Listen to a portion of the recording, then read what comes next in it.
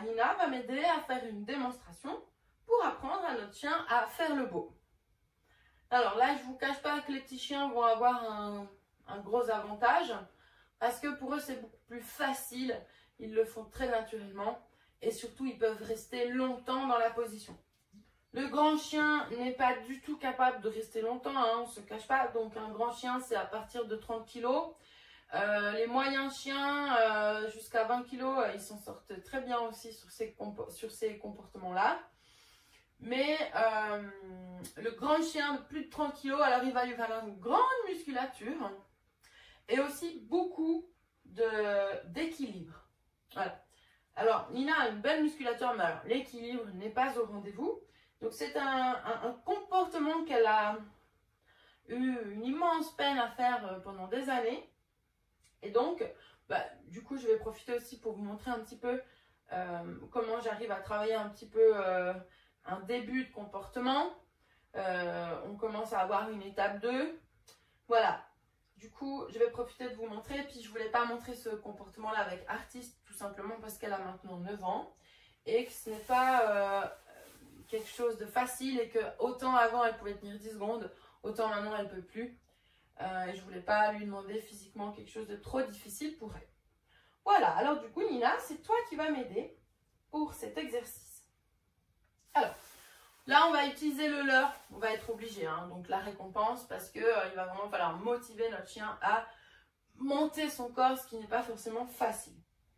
Encore une fois, l'orientation du leurre est fondamentale, parce que si vous mettez le leurre ici, le chien va sauter debout et ce n'est pas du tout ce qu'on veut. Faire le beau, ça part depuis la position assis. Donc ça, c'est bien important de faire la différence. Voilà. Vous voyez là, bien sûr qu'elle comprend déjà ce qui va se passer, mais en fait, comment je fais? Je mets le bonbon au-dessus du museau. Le chien, il est comme ça, assis. Et je mets le bonbon ici. Puis en fait, il est tellement obligé de faire comme ça qu'il va monter les pattes. Parce que sinon, il n'arrive pas à regarder le bonbon. Et c'est grâce à ça qu'on va faire qu'il oriente son poids du corps vers plus haut, qu'il oriente son centre. Donc, c'est un petit peu physique. Voilà. Donc, c'est pour ça que c'est le seul exercice dans toute cette gamme proposée qu'il ne faut pas faire avec un chien qui a mal au dos. Ça, alors, on n'essaye même pas parce qu'il y a des chances pour qu'il tombe, qu'il se blesse, qu'il tombe de l'autre côté. C'est vraiment pas l'objectif. Voilà. Par contre, si vous le travaillez jeune et que vous faites régulièrement, c'est-à-dire pas de manière intensive, vous ne faites pas 10 minutes hein, de fait le beau. Vous le faites maximum 10 fois d'affilée parce que c'est physique.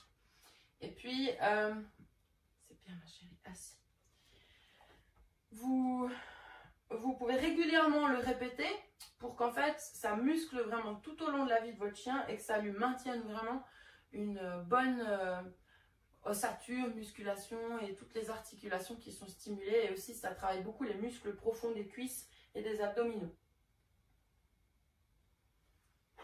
Hop. Voilà. Alors, il y aura beaucoup de chiens qui vont faire comme ça. Voilà. En fonction du poids du chien, vous allez l'accepter. Un Leonberg, franchement, vous acceptez. Hein. Par contre, vous allez essayer de travailler avec des chiens un peu plus légers comme Nina. Le centre d'orientation. Voilà. Après, bon, là, ça fait déjà plusieurs fois qu'elle le fait.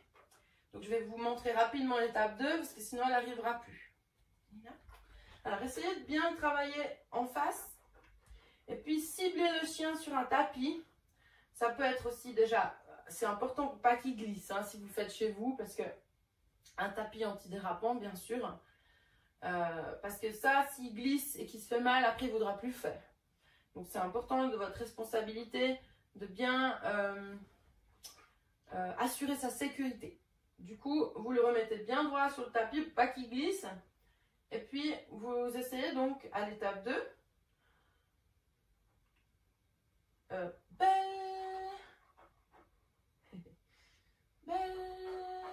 Ouais, c'est pas mal. Alors, vous voyez là, j'ai même pas l'étape 2.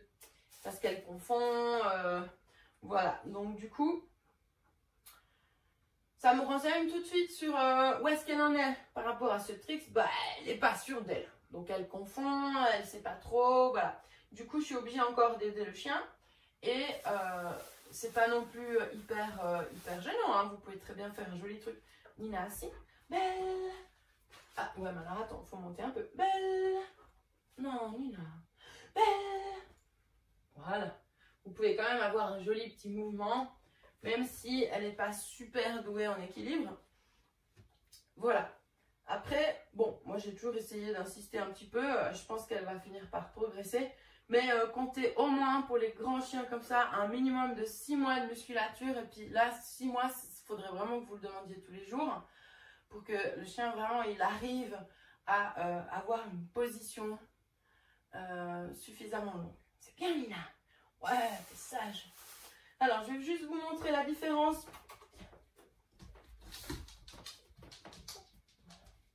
Artiste. Entre deux positions. Assis. Donc, l'étape 2 pour faire la belle. Parti. Belle. Alors, elle tient plus que ça, donc je la laisse gérer le temps elle-même pour ce comportement-là. Et puis, l'étape 3, ben, c'est voilà, encore une fois, on change la position et puis on lui demande à distance, par exemple. Voilà, donc ça, c'est possible. Ce que je voulais surtout vous montrer, c'est un autre comportement à ne pas confondre avec fait le beau, debout. Voilà. Non, Artie, debout. Attends, mets-toi bien sur le tapis. Voilà, reste. Artie, danse. Voilà, donc c'est deux comportements distincts. Okay, je voulais vous le montrer parce qu'elle adore ce comportement. Même si maintenant, elle n'arrive plus à marcher sur ses pattes arrière. Avant, elle reculait comme ça. Maintenant, elle ne peut plus. Donc, voilà. Par contre, ça lui fait maintenir quand même sa musculature. Et puis, c'est pas un trick que je demande souvent. C'est surtout un truc qu'elle propose d'elle-même aussi encore quand elle s'amuse. Ou quand je lui demande de faire des tricks sans lui demander, sans lui imposer de programme. Donc ça, c'est aussi un module que je vais vous montrer qui s'appelle entraînement libre, qui est hyper stimulant pour le chien. Du coup, pour les petits chiens, là, le deuxième mouvement que je viens de montrer, vous pourriez aussi très bien le travailler, il n'y a pas de problème. Et vous avez compris, la différence, c'est que vous partez depuis la position assis pour faire le beau et depuis la position debout pour l'autre. L'autre, j'ai appelé danse. Et puis en fait, c'est très simple, hein, vous faites la même chose. Oui, en fait, comment j'ai appris ça depuis fait le beau, quand elle avait bien compris l'étape 2 de faire le beau. Après, belle. Et après, j'ai tiré le bonbon en l'air. J'ai pas envie de vous le montrer pour l'économiser, mais une fois qu'elle était en belle, je lui mettais le bonbon et je lui faisais monter en fait. Et donc un jour, elle a compris qu'elle devait pousser sur ses cuisses, se mettre debout. Voilà, après, il y a plein de positions, il y a plein de solutions possibles. Vous pourriez prendre un jouet par exemple et ouais, t'es chou, et maintenir le chien dans la position. En fait, amener le chien à se mettre dans la position grâce à un jouet aussi, etc. Voilà. Après, ce genre de comportement, évitez de le faire dedans parce que là, je connais bien mon chien, je maîtrise l'arrière-train, mais c'est assez dangereux, faut pas que ça glisse, etc. Donc faites-le plutôt dans l'herbe, comme ça au pire, si en plus il glisse, eh ben, il se fait pas mal parce que l'herbe, ça amortit tout. Voilà, j'espère que ça vous a plu. Ah oui, puis je peux encore dire une petite précision, c'est que bien sûr que vous pouvez combiner les ordres en fait. Avant, en faisant le beau, elle pouvait faire comme ça, ou elle pouvait faire comme ça.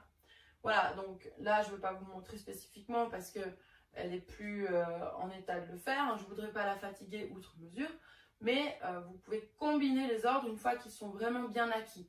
Puis c'est ça l'importance de travailler l'étape 2 et l'étape 3 de chaque comportement, c'est qu'après, on peut vraiment s'amuser à faire une combinaison de mouvements.